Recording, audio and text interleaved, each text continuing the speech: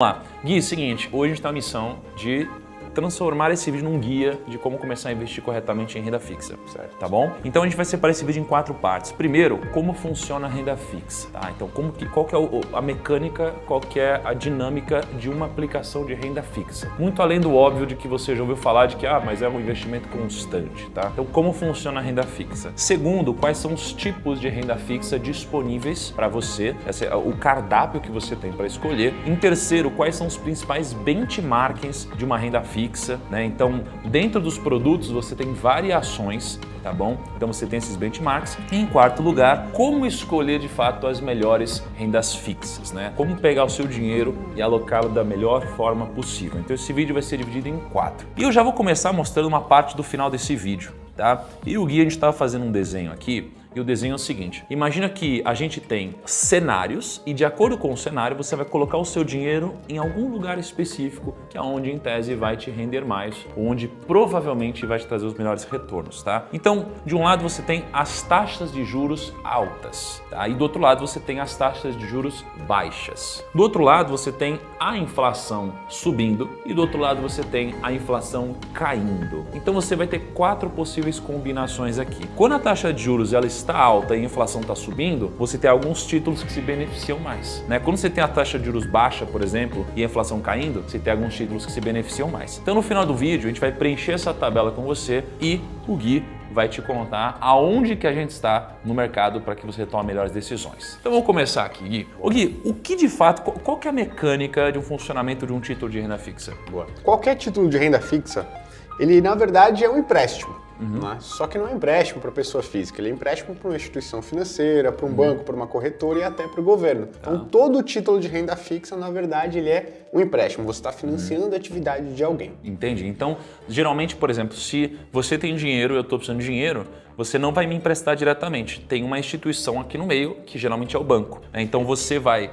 investir o seu dinheiro num título e aí eu vou pegar dinheiro emprestado com o banco. Eu pago o banco te paga e aí existe uma taxa que é o spread, que é o que fica com o banco, é o lucro do banco. E aí imagina só, né, se o Gui fosse me emprestar esse dinheiro e eu quebrasse e não conseguisse remunerar o Gui de volta, ele perdeu todo o capital dele. Então o banco, o que ele vai fazer? Ele vai pegar vários Guis, vários Thiagos, vai diversificar a carteira de crédito do banco e aí ele vai ter um pouco de inadimplência, terão alguns Thiagos que não vão pagar, né? Mas tudo isso já está embutido no spread que o banco cobra. E aí, como o Gui disse, na renda fixa, ele pode emprestar para um banco, ele pode emprestar para o governo financiar as obras, saúde, educação, ele pode emprestar até para uma empresa, não é? Que é o que a gente chama de crédito privado. Então a renda fixa é esse mecanismo onde você pega um dinheiro emprestado e aí você coloca alguma regra de pagamento e você vai receber isso daqui no fluxo com o passar de tempo. Então falamos sobre como funciona basicamente uma renda fixa. Só que dentro de como funciona uma renda fixa, existem alguns tipos diferentes. Certo. Porque se o Gui for emprestar dinheiro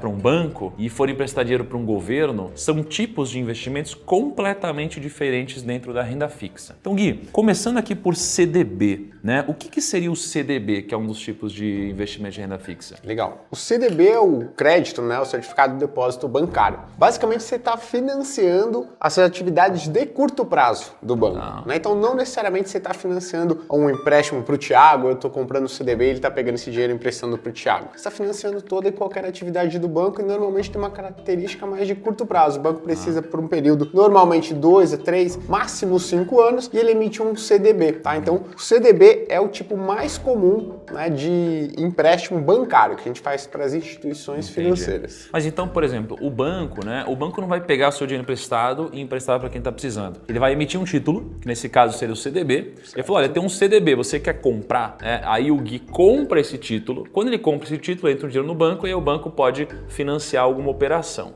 Os tipos diferentes de investimento em renda fixa, eles geralmente têm a ver com atividade fim, né, do título de crédito de fato.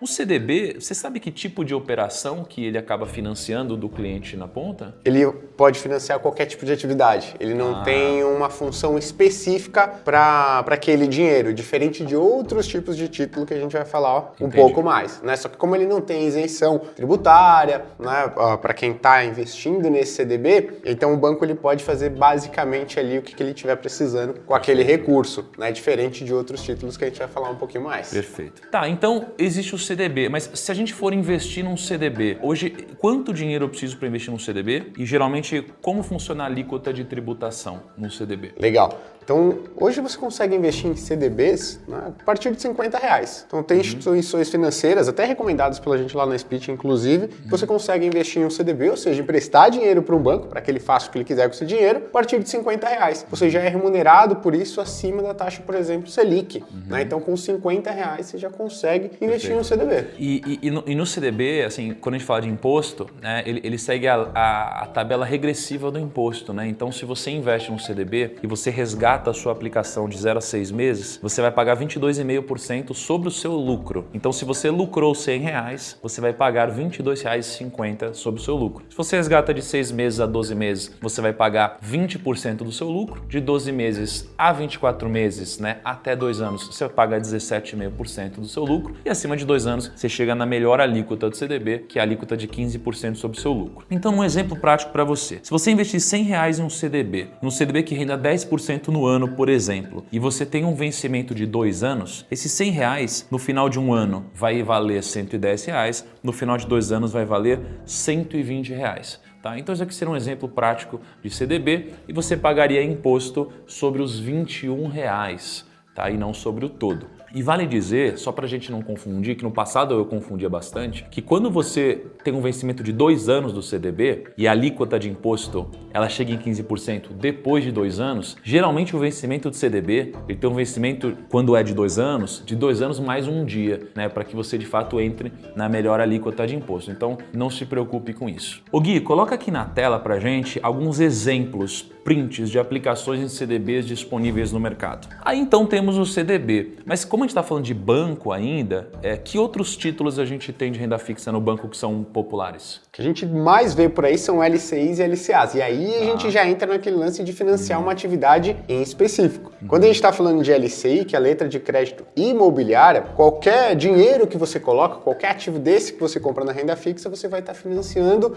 a atividade imobiliária do país. Né? Então você empresta dinheiro para aquele banco para que ele financie algo no segmento imobiliário. Pode ser a compra de um apartamento, a compra de um galpão logístico por uma empresa, qualquer coisa, mas é dentro do setor imobiliário. Então, quando a gente compra, está financiando o setor imobiliário. E o que é mais interessante? O rendimento na LCI ele é isento do imposto de renda.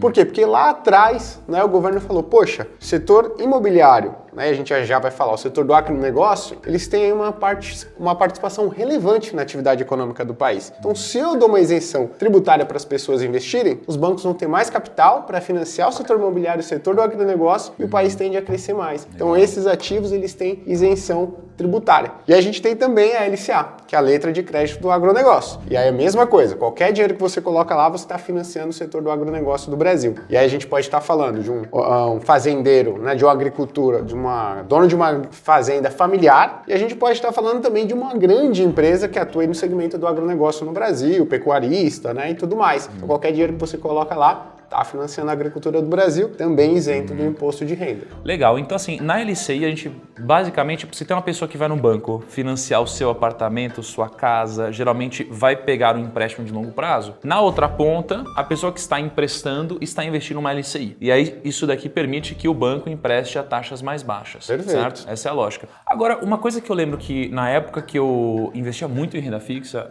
eu lembro que eu sempre comparava a taxa da LCI e do CDB. Então eu como investidor, eu falava, poxa, essa LCI que paga 90% do CDI, ela é muito melhor do que esse CDB que paga 100% do CDI. Então existe uma lógica para a gente fazendo uma conta descobrir qual vale mais a pena, né? Como que eu calculo uma equivalência aqui para descobrir o que faz mais sentido? Legal. Primeiro, né, por que a gente calcula essa equivalência? Né? Porque a gente precisa saber o que de fato vai cair no nosso bolso, né? Líquido do imposto de renda, depois de pagar tudo que é imposto, tudo que é taxa. Então é super importante uma pessoa que está investindo ali em algum título bancário, que é CDB, LCI, LCA, fazer essa equivalência, ver de fato o que está caindo, né, a mais para o seu bolso. Como é que você faz essa formulinha para comparar a rentabilidade de um CDB com a rentabilidade de uma LCI e LCA? Você vai pegar a taxa, né, você tem a taxa do CDB e a taxa da LCI equivalente, mesmo prazo, mesmo indexador. Você vai pegar a taxa da LCI ou da LCA, ambos são isentos, e vai dividir por 1 menos a alíquota do IR que está vigente naquele período. Então, se for 6 meses, 1 menos 22,5%, se for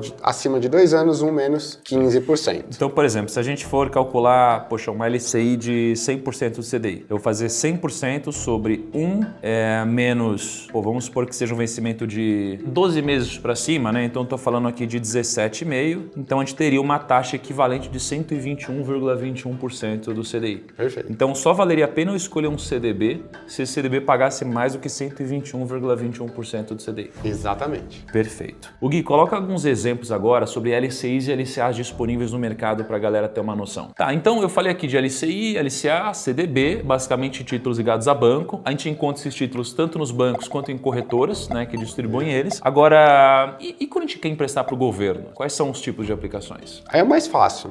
Primeiro que você tem acesso a qualquer corretora de investimentos. Existem corretoras que são voltadas só para renda variável, mas elas são obrigadas a ter a parte do investimento em títulos públicos, que é quando a gente fala do investimento, de você financiar as atividades do governo. E a plataforma para acessar todos esses títulos é o famoso Tesouro Direto. Lá no Tesouro Direto, a gente tem basicamente 3 categorias. Você pode fazer 3 tipos de empréstimos, digamos assim, para o governo federal. Um deles é o pós-fixado, pré-fixado e indexado à inflação. Tudo isso acessível para uma única plataforma, a do Tesouro Direto. E o que é melhor quando a gente está falando de título público? Você pode comprar um título e vendê-lo a qualquer momento, coisa que títulos de crédito privados, bancários, né, CDB, LCI, LCA, você normalmente não tem. Você tem que esperar até o vencimento. Então, nos títulos públicos, eu basicamente empresto dinheiro para o governo, combino um prazo de remuneração com ele, né, um benchmark, e aí eu vou financiar de alguma forma o crescimento do país, né, ou a dívida do país de alguma forma. Mas existem outros títulos privados também, não existem? Existem. Eu acho que um que a gente pode falar que é super importante são as debêntures. Debêntures é quando a gente faz um empréstimo, agora a gente tira a instituição financeira, não é mais banco, a gente está falando de empresa, né? Então, empresas normalmente de capital aberto, é o que está mais acessível nas corretoras de investimento, emitem títulos de dívida também. A empresa ela pode se financiar através da venda de um pedaço da sua participação, emitindo ações ou procurando outro sócio, ou ela pode pegar uma dívida através de um banco e o que é mais barato normalmente é através da emissão de títulos de crédito privado, e aqui a gente está falando de debêntures. Né? Então, debêntures é um tipo muito comum de crédito privado. Só tem uma única diferença, né? As debêntures, elas não têm proteção do FGC,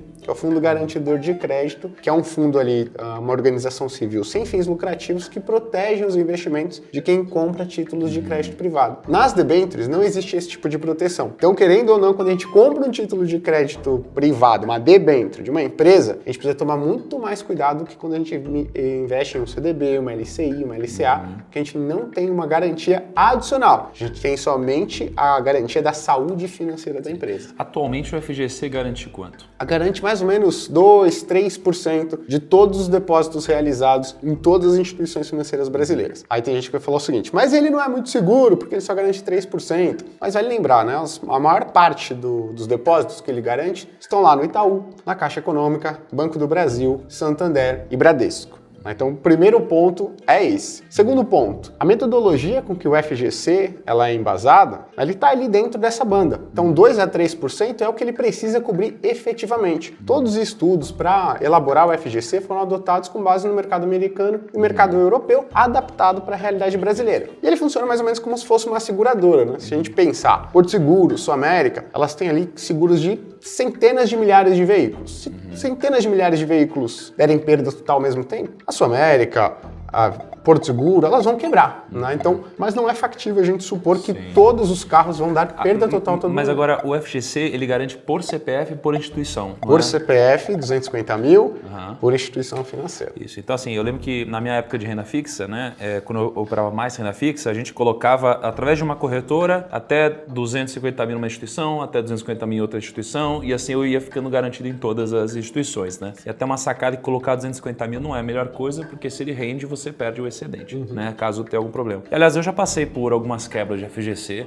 e algumas das primeiras aqui no Brasil e deu tudo certo na época. Legal. Ainda bem. Então, assim, se a gente fosse pensar sob uma ótica de grau de risco, Gui, o que seria do mais seguro para o mais agressivo? E estou imaginando que existe uma relação entre quão seguro é um título, né? Qual é a previsibilidade disso com a rentabilidade que você vai colher também, né? De tudo que a gente falou, traça uma linha do que é mais seguro até o que é mais agressivo, assim. Legal. Quando a gente fala de seguro também, né, e sobre risco, é importante a pessoa entender que na renda fixa existem dois tipos de risco. Um é o risco de mercado, que é a oscilação de preços daqueles ativos, que as pessoas às vezes não acham que tem, né, mas na renda fixa também tem essa oscilação de preço. E outro é o risco de crédito. Risco de crédito é aquela chance de você tomar um calote, de, por exemplo, você não pagar o que você me deve. Aqui eu vou colocar nessa escala de risco de crédito, ou seja, quando você compra um título de renda fixa, maior chance de você não receber. Então, começando pelo mais seguro, Tesouro Direto. Né? Então, quando você financia a atividade do governo federal, você está falando que você corre o menor risco de crédito possível dentro do mercado financeiro brasileiro. É o soberano. Né? E as pessoas falam, mas não é possível, o Brasil está com as contas públicas tão ruins, só que ele tem uma ferramenta, o governo, que outras instituições financeiras não têm, que outras empresas não têm. Se ele está muito endividado, no limite ele pode fazer o quê? Emitir mais dinheiro. Ele emite mais dinheiro, paga a dívida, vai gerar inflação. Isso daí, depois ele tende a resolver. Mas ele tem essa ferramenta que instituições financeiras mega endividadas não podem fazer. Que empresas com resultados negativos, mega endividadas, não podem fazer. Ele tem impressora de dinheiro, Ele né, tem impressora de dinheiro na mão. Beleza. Né? Então, risco de crédito o menor possível. Aí depois que você sai então de títulos públicos, e aqui entra Tesouro Selic, Tesouro IPCA, Tesouro Prefixado, o que você tem depois? Títulos de instituições financeiras, CDB, LCI e LCA, né? Primeiro, por quê? Porque bancos e instituições financeiras no Brasil, elas são realmente muito sólidas, né? Então a gente tem poucas instituições financeiras aqui e as que tem, elas são realmente muito sólidas, né? Então, além disso, você tem o FGC, né? E o FGC ele te dá uma garantia adicional. E aí fala o seguinte, pô, mas com o FGC não fica mais seguro do que um título público? Vale a gente lembrar que o dinheiro que está lá dentro do FGC são basicamente duas coisas, títulos públicos e depósitos em contas de bancos públicos, Caixa e Banco do Brasil, que por sua vez são ali os maiores detentores de títulos públicos brasileiros. Ou seja, o FGC está apoiado na sustentabilidade dos títulos públicos também. Né? Perfeito. Então, menor risco de crédito, Tesouro Direto, né, que são os títulos públicos, depois títulos de instituições financeiras, os títulos bancários. E aí você vai quebrando aqui, obviamente, em títulos de instituições grandes, mais seguras, e aí você vai tendo os mesmos títulos de instituições menores, que tendem a te pagar mais, porque precisam pagar mais para captar seu dinheiro, mas tem mais risco, né, de alguma forma. Então, depois dos títulos de instituições financeiras, né, os grandes bancos, o que a gente tem aqui? A gente tem os títulos de crédito privado, né, emitidos por empresas, as famosas debêntures, né? Então, debênture, elas têm um risco por si só, o ativo debênture um pouco maior do que os das instituições financeiras, porque não tem a proteção do FGC. Então, isso deixa um risco de crédito um pouco maior para o investidor, para a investidora. Então, quando você vai investir, uma regra que você tem que ter em mente é a seguinte, se você tem o título mais seguro do Brasil, que é o Tesouro Selic, te pagando 10% ao ano, por exemplo, não faz sentido você investir numa outra aplicação que te pague menos do que isso. Porque se esse é o menor risco do Brasil, ele virou o seu benchmark de risco, né? E de rentabilidade também. Então, para você correr mais risco, você precisa exigir um prêmio por isso. Então, se você vai investir numa debênture lá na ponta, o prêmio precisa ser bem razoável, porque você está correndo um risco diferente. Então, a gente falou de LCs e LCAs, mas existe o CRI e o CRA, que as pessoas confundem muito também. Então, o que são os CRIs e CRAs? Para quem é destinado? Como funciona a mecânica? CRI e CRA, né, as pessoas acreditam que são riscos semelhantes a LCI e LCA, e não são. Né? Para mim, eles têm um risco de crédito, né, inerente assim, ao próprio ativo, maior do que debênture, e eu vou explicar o porquê. Eles são ativos securitizados,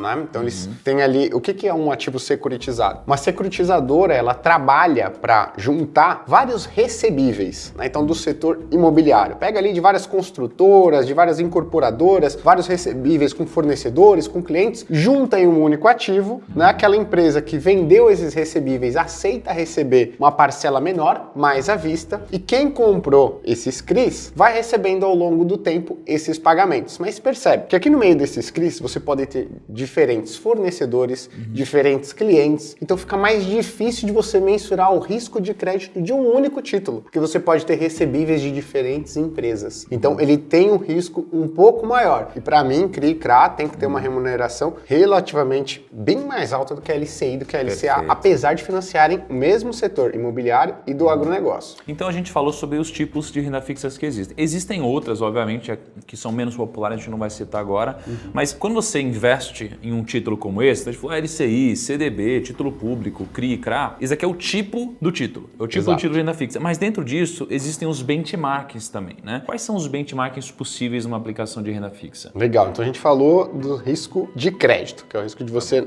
não tomar o calote. E aí quando a gente entra no tipo de empréstimo, né, que é basicamente aí as categorias, são 3, né, são pós-fixados. Pós-fixados significam que a sua dívida, né, o seu empréstimo ali, o seu ativo, ele vai sendo corrigido dia a dia por uma taxa determinada lá no momento da compra. Perfeito. Normalmente essa taxa é o CDI. E existem os pré-fixados, que você determina uma taxa de retorno anual fixa no momento da compra desse ativo, né, então vai rendendo aquilo, se você carregar até o vencimento, você já sabe o quanto você vai ganhar. E a terceira categoria, indexados à inflação.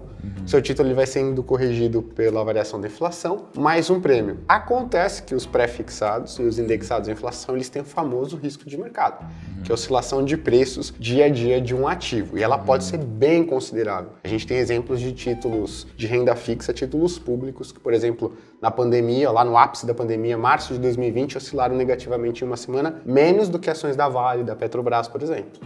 Então, por exemplo, um título híbrido, né, aqui ligado ao IPCA, por exemplo, é esse, Tesouro IPCA com juros semestrais 2055. Então, ele traria uma rentabilidade de IPCA, que é a inflação, mais 6,02%. Um exemplo de um título pré-fixado seria o Tesouro Pré-fixado 2029, que te paga 12,74%. E um outro exemplo seria o Tesouro Selic, que ele é pós-fixado porque você já sabe qual é o indicador que ele está atrelado, né? Só que você não sabe quanto que vai render esse índice, né? Então você não sabe quanto que vai ser a Selic no futuro, ou o CDI, né, se você for investir num título atrelado ao CDI. Dito isso, então, vamos para finalmente o que fazemos nesse momento com o nosso dinheiro, tá? E antes de a gente te mostrar essa tabela e preencher essa tabela junto, eu queria te fazer um convite. O Gui, ele vai fazer um evento no YouTube sobre renda fixa, né? Pedem muito pro Gui, o Gui é um especialista em renda fixa, por isso que ele tá aqui. Ele vai fazer um evento do dia 25 ao dia 28 desse mês. Qual que é o nome do evento, Gui? A oportunidade de ouro da renda fixa 2.0. Ah, muito bom. E aí vai ser no YouTube ao vivo? No YouTube, ao vivo, entre os dias 25 e 28 de julho. E o que você vai ensinar lá? Cara, vou te ensinar como se proteger de verdade da inflação, utilizando a renda fixa,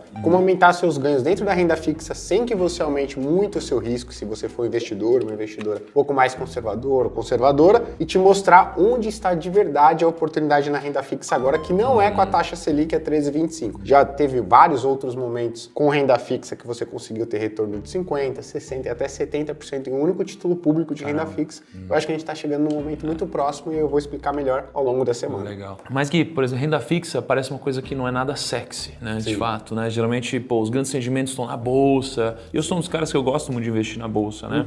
Mas no Brasil, a gente tem uma característica um pouco diferente, né, de outros países do mundo. Quanto que de fato rendeu a renda fixa no longo prazo? Enfim, fez sentido investir na renda fixa? Tá. Vou pegar um período mais longo para dar essa ideia, mas porque eu acho que a gente está falando com investidora que é mais de longo prazo e é o que de fato a gente acredita na nossa filosofia, né? Por exemplo, você pegar o rendimento acumulado do CDI, né, desde 2004, você vai ver que ele rendeu mais ou menos 450%, 470% desde 2004. É uma rentabilidade legal, né? Só que se a gente for pegar outros tipos de títulos públicos, outros indexadores que não os pós-fixados, a gente vai ver que esse rendimento ele ultrapassa os 1000%, né? Ou seja, quase o triplo a gente está falando de rendimento da renda fixa mais conservadora, né? Então, existe uma possibilidade de ganho muito considerável na renda fixa. Isso é o acumulado. Se a gente souber aproveitar participando mais desses períodos de ganho, que eu acredito que a gente vai ter daqui para frente nos próximos 2, 3 anos e escapar dos grandes movimentos de queda, eu acho que esse tipo de rentabilidade a gente consegue dar até uma, digamos, uma turbinada. Mas, por exemplo, o Ibovespa no período ele rendeu quanto, assim?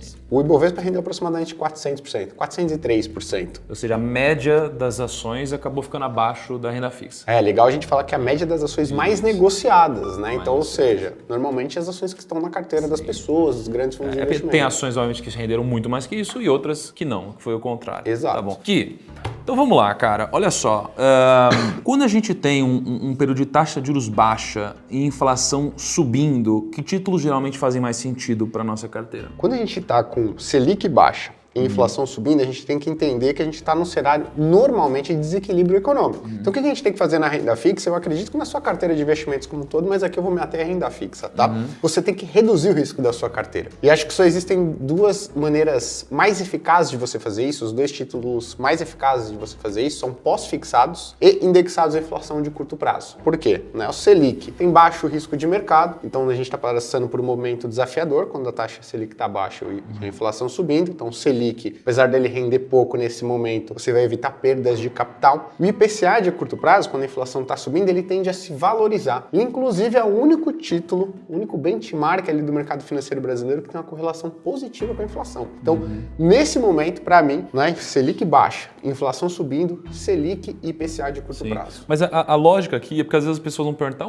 mas a taxa de juros está baixa e o Gui está falando para reduzir o risco. Na verdade, acho que a premissa que o Gui está usando aqui é uma premissa de ser anticíclico de alguma forma. É que já que a taxa de juros está baixa, o que pode acontecer com ela é subir e não cair, já que ela já está baixa. Pelo fato de poder acontecer isso, você começa a se proteger um pouco mais. Perfeito. Agora, e se a taxa de juros estiver baixa, mas a inflação ela estiver caindo? O que fazer com a carteira? Se a taxa de juros ela já está baixa, só que a gente ainda continua observando uma desaceleração da inflação, ou seja, a inflação caindo, a gente pode acreditar que a gente vai ter mais ganhos do que a gente chama de marcação a mercado. E quais são os ativos que têm risco de mercado, que a gente pode ganhar com marcação a mercado? São os pré-fixados e os indexados à inflação. Eu acho que pré-fixados e indexados à inflação, de todos os prazos, uma cesta que compõe bem ali os de curto e os de longo, faça sentido para uma carteira nesse momento. Tá bom, legal. Agora, vamos supor que a gente está num momento de taxa de juros alta, tá? E a inflação ela está subindo. Legal. Esse momento ele se assemelha com o que a gente tem hoje, A gente tem uma taxa Selic em 13,25, que é relativamente alta,